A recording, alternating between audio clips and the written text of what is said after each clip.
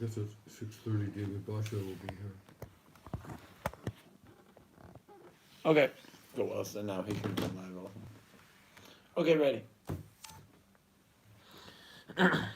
Last class we introduced the Mayim Nukvim, the lower waters. We explained about this Kabbalistic concept, but it seems to me from where we're holding this Torah that the reason that Rabbi Nachman brings up this Kabbalistic concept of the Mayim Nukvim is actually to bring us into the sort of more reality, more reasonable, rational side of things. We've been discussing that if we elevate ourselves with a certain way of prayer to a mystical location, then our prayers will help other people's emotions in sort of a mystical way. But then last time when we talked about the Mayim Nukvim, the lower waters, this brought us to a place where we realized that there's a very simple way that our prayer and learning helps other people's emotions, that we can get them to pray too. We learn a lot of Halacha and it makes us really smart, and we can find ways to tell people that they should really actually be praying, and that would help with a lot of their problems. And we can say it in a way that will get past their barriers that they have set up, the reason that they're not doing that already. They need anybody to tell them to do that. We've explained a lot about the emotional benefits of prayer. I don't necessarily need to go into that. It's in many of the beginning shirim on this Torah, on Torah base. But even if you don't purport anything supernatural at all about prayer, even without doing that, I'm not saying we're not doing that. I've made quite a few supernatural claims about prayer in this shir, and I think most people that pray do. But on a very simple level, it has emotional benefits, and a lot of our physical problems relating to our behavior and the sort of interactions that we have, encounters that we have, and the way that we handle things really come down to emotions. And if we just had the correct, helpful emotion in that situation, if only we could get ourselves to feel the right way about something, it would go better. We'd act better, we'd talk better. So this is a very simple way that the work of praying in this certain way and learning in this certain way actually helps people's emotion. So then in the Likutei Moharan, and he continues, we're in Likutei Moharan on Torah base, Emer Lakoinim, almost to Rabbi Bar Chana at the end of Sif Zion. It says, the Hatefillah me'ir le'haneshamos, and the prayer shines to the souls of the people that we hope to help. B'v'chinas chidushin, because it gives them new sets of emotions. Now, when we explain that supernaturally, we were explaining that our prayers were going to give people new emotions, and that all is, we consider that to be true, right? We are like faith-based here. We don't necessarily need double-blind evidence to things that we have observed happening many times, and experiences that we've had with tzaddikim. Okay, these have been very real to me. We do a lot of things based on faith that we don't have double-blind evidence for in our day-to-day lives. So something that'll help us emotionally clear way, fine. Here, when now we say that the prayer shines to the souls, we mean their prayer, the prayer that we got them to do, by making ourselves smarter about prayer in a way that we can tell people to pray and they'll actually do it. It'll get past their barriers. Rabbi Nachman continues, Shehi mechadeshes oisem b'vchinas ibor, that it will refresh these souls, it will give them new sets of more beneficial emotions than the previous ones, in the way of ibor, which literally means pregnancy. It is a Kabbalistic concept. When we discussed it in a Kabbalistic way before, it was that we were going to elevate to this certain divine location from which all human emotion is broadcasted with the use of our prayer. And then once we're in that location, we're going to get to a secret room in that place, and we can bring the souls there, and that room is called Ibor. And that's where they will actually receive their packages of new emotions. Here, Ibor, it also is a reduced state of intellectual arousal, or just intellectualisation in general. Someone can be very in their own intellect. They can have what they consider to be moichin de gadlus, which is the high Kabbalistic level of having a very, very active brain that can make huge connections and sort of see the whole big picture. It's the most intelligent state of the human condition. And then before Meichen Negadlus, there's a stage called Yunika, where it's sort of like we're in the student phase. It literally means nursing. But the Kabbalistic concept is that we are receiving information. We're receiving it well. We're like a smart student. We don't see the whole picture, but we have details good, but we're still in a receiving mode. But still, we're engaged with our own ideas. When the Rav tells us something, the Rav tells us if you cook meat and milk together, then you can't eat it. We'll say, well, if I just salt it together, Rabbi, is that called cooking? Right? We will challenge the teacher at that point. But then more humble than that, and also the state of the least intellectualization of human is called Ibor, which literally means that we're in the womb still. So this is the state of the person who approaches the tzaddik, the person who approaches the person who is very learned about prayer.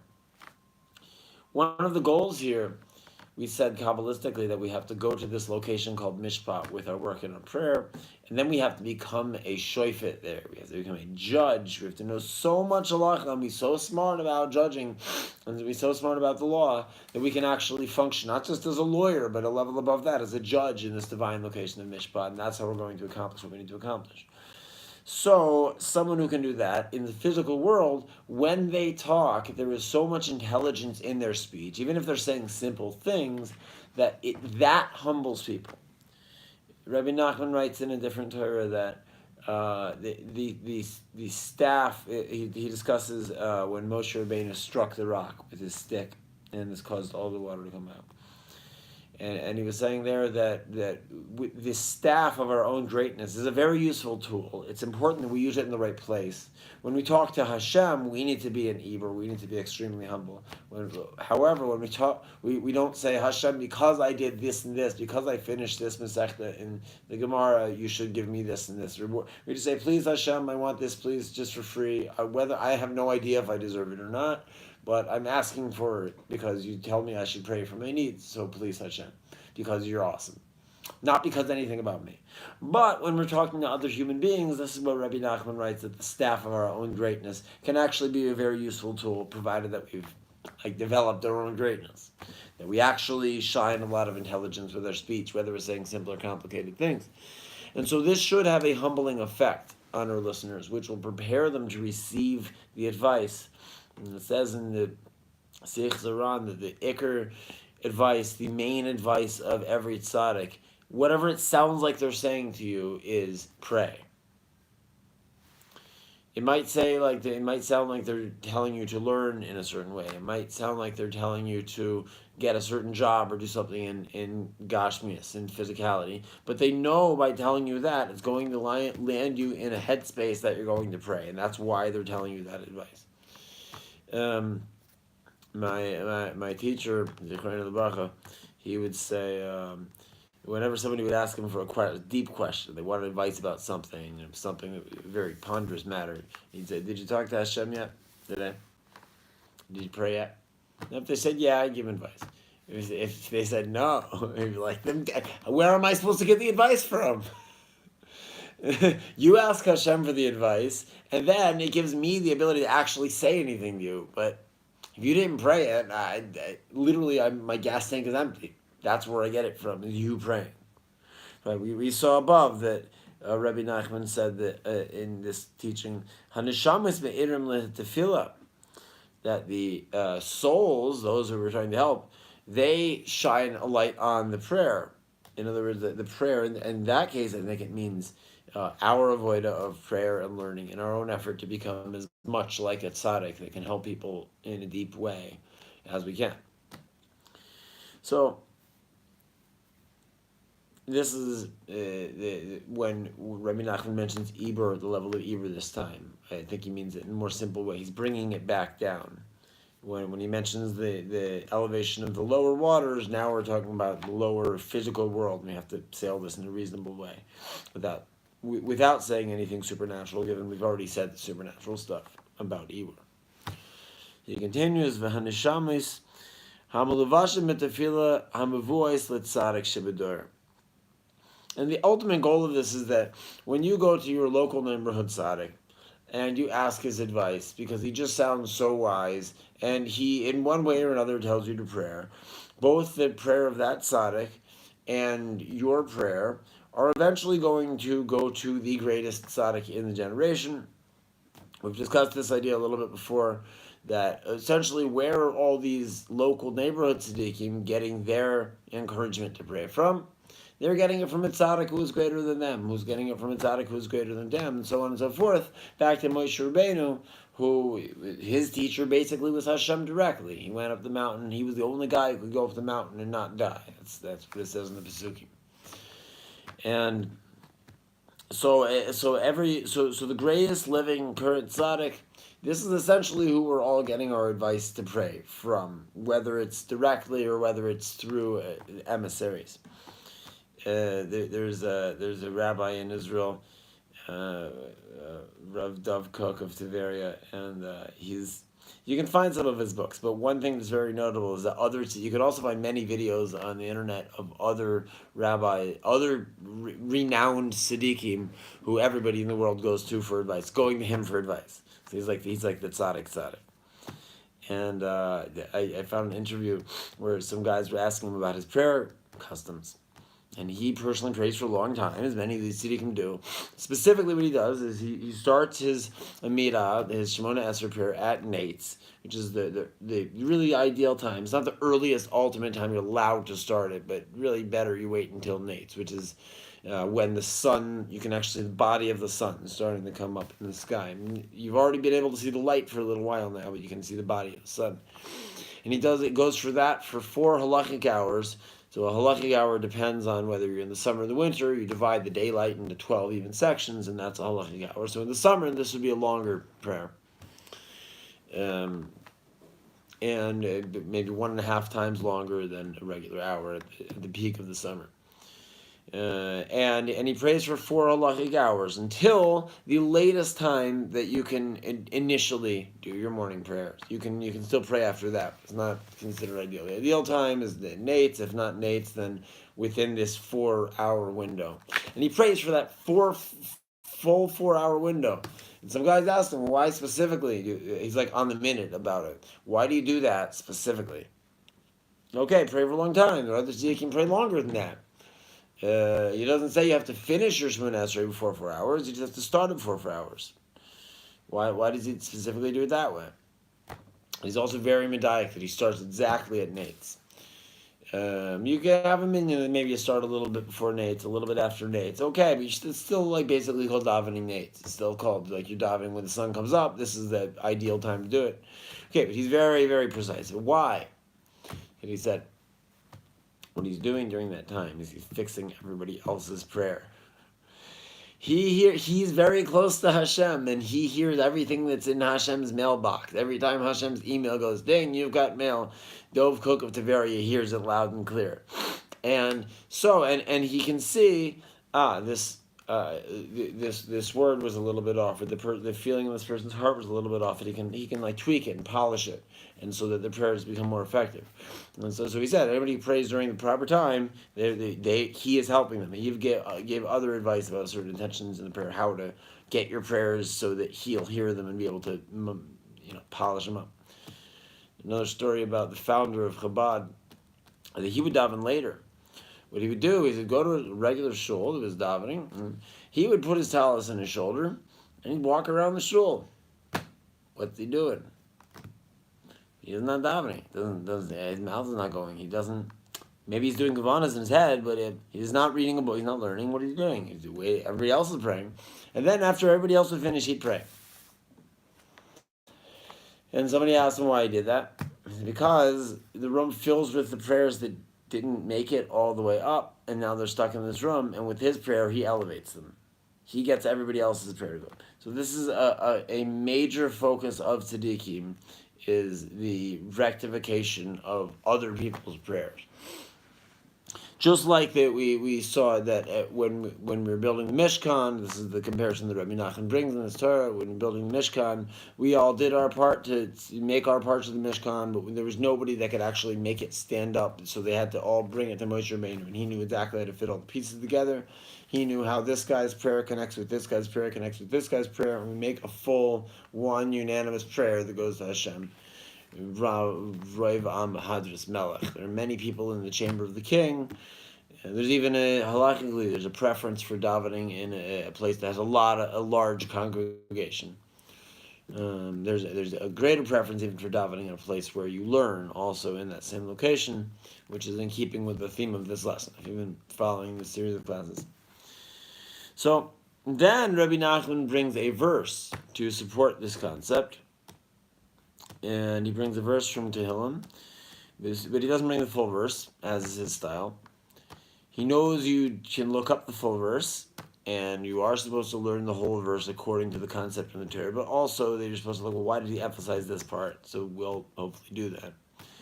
And Besuloi Zachareya Reosea Muva Yislach. Besulois. So we'll just go according to the commentaries for how we, instead of translating the simple meanings of words, we'll go how the commentaries translate them. Actually, I'm going to read the whole verse here. And we're going to use the interpretation of Midrash Rabbah, and we'll learn some things out about what this is telling us. So but basically it means that many people are being brought to you. Besulois are being brought to you. Re'oseha are being brought to you. All these things are being brought to Moshe Rabbeinu, or other interpretations say they're being brought to Mashiach. The point, the biggest tzaddik. Okay, so what does the full verse say? Why do we even need this support? We basically got the point. Why did Rabbi Nachman bring this verse here? So the full verse, L'kamois tuva lemelech, basically means a nice garment is brought to the king. Besuloi zachareah. And one category of people called Besulois, pursue the king, Re'oiseh Muvayis Lach. And also Re'oiseh, another category of people are brought to the king. Okay, so the Midrash Rabbah interpretation here. Mahu L'rkamois. What is this thing called L'rkamois? Ze Mishkan. This is the Mishkan, like we've discussed in Moshe Rabbeinu, how we built the Mishkan in the Midbar by bringing all of our stuff to Moshe Rabbeinu that we worked on, and he put the final project together. So their Kamais refers to allegorically as the Mishkan. Shehu Mitsuyar, and this is where they make the connection. But Roikam is the same word that it was dressed in, it was decorated with the color of Techelis, and it's the Roikam and their Kamais. So this is where we're making the connection that this garment refers to the Mishkan. Mahu Tuva Melech. What do these words mean? It basically means they were brought to the king. Zay Moshe Shenikra Melech. Kamoshe Kazu Vayihi Vishuron Melech. Moshe is called a king. Basula Zachareah Reoseh. Eli Yisrael Shenikra Basulois. So when we say that these categories of people were being brought to the king, we're talking about kind of the Jews at large here. And then we're going to make a division here. So Re'oiseh, where do we make a distinction? We make a distinction here between Re'oiseh and Besules. Re'oiseh refers to simple folks, and Besules refers to the simple folks, and Re'oiseh refers to the great scholars. And then we see that this is a kavod gadol. It is a great honor for the king. So let's start to analyze. Now that we basically know how to interpret these words that Rabbi Nachman brings, he doesn't bring the words that everybody's going to be brought to the king, that we're going to bring all the pieces to the king. He omits specifically the word king that is brought in the pasuk, and we have to ask why. Besulois, the simple folks of Israel, are going to be brought to you, great tzaddik, and also Re'oiseh, also the great scholars are going to be brought to you. So we read this verse and we think, wow, it kind of sounds like a hassle for the guy. And then we start to make excuses why we don't want to go to the tzaddik. First of all, we already know Rabbi Nachman. He's just going to tell us to pray. He's going to tell us in some clever way so that it'll work better and it'll actually get us to do it. But I could just try to do it myself without going to him, right? So if we could either say, Besulais are I'm a simple folk, so it's not really relevant for me to go to the tzaddik. I could just try my best to pray, and when I get more sophisticated with it, then I'll go to the tzaddik. And so that would be one excuse we could make, and that's indicated here.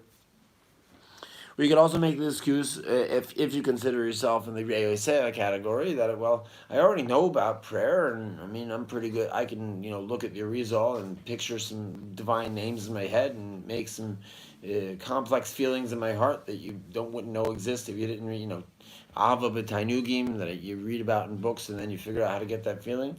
So I don't need to waste the tzaddik's time with that. The people who need more help, the Besulais category of people, they could go to the tzaddik. Right. So these are sort of two categories of excuses that we can make. Now, without even bringing in other words from the verse, we can respond to both of those by darshaning the words of the pasuk in two different ways. One, we could say, Besulois Achrea, the simple folks, they are going to go to the tzaddik. Because they don't, if they are relevant to go to the tzaddik, well, how much more so Re'oseh? How much more so the people who can understand better the words of the tzaddik and we're on a higher level. So it's for someone who considers themselves, I kind of have my thing together here. The simple folk who need more help, they can go to the tzaddik. Well, how much more so that guy should go to the tzaddik? Okay, so that's one way you could darshan.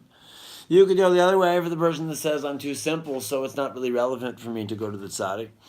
And you say that the complex folks who already have their act together, and they don't really need so much help, they go to the tzaddik. How much more so, Basula is the people who need the help should be going to the tzaddik. So it is not any, I can't make an excuse either way that I'm too simple or too sophisticated to go to the tzaddik. But Rabbi Nachman's intention is not only that we look at the words that he brought from the verse, but also that we look at the verse that he didn't bring from the verse, which is where we refer to the tzaddik here as a king. And we are crowning the king essentially by going to the tzaddik. Is there comes tuva lemelech? We're bringing the pieces of the Mishkan, the simple pieces and the complex pieces, we're bringing them to the king. So we're crowning him a king. So it is most certainly not any hassle for the king. And now the king is the tzaddik of the generation, but if we're working on the prayer methodology of Mashiach, which is what we've been talking about this whole lesson, this whole Likutei Moharan base, then we also are sort of like putting ourselves in that zone a little bit. We know there are people who are more qualified, who are doing a better job at it, but we have to do some sort of a job at it. That's what we're discussing. And we know that as a result of that, people are going to come to us. And we are learned, we have spent a lot of time learning the Beis Yosef and the Bach, and now we're smart now, and we're going to want to say a lot of smart sounding things to these people, but we have to remember the tachlis. Why are all these people coming to us, the person who's in this tzaddik job now? Because they want to be told to pray. That is what the hen meirin zeh neshamas meirin letefillah, tefillah meirin lehadeshamos. The souls and prayer go together. Everybody wants to pray. They just haven't found anybody who can get by their mental blocks about actually doing it, or doing it more, or taking it more seriously if they're already doing it a lot. Not just saying words, but I'm going to have a feeling too, or whatever taking it more seriously could mean for that person. So the more that we engage in this avodah, the more that we know that everybody who is being attracted to us, everybody who is gravitationally pulled to us in our life, the reason that they are being gravitationally pulled to, the tachlis reason. There are other reasons too that are derivative reasons. But the tachlis reason here, according to this Likutei Moharan, is that they need to be convinced to pray, and we are uniquely qualified to do it. Doesn't mean we have to argue with them. You have to be smarter than that. You have to find a way to tell them that they're gonna get, that it's actually the final effect will be that they pray, whatever that means. We have to work on our own intelligence in the point scheme, and also be sensitive to where these people are and what their situations are. Shkech.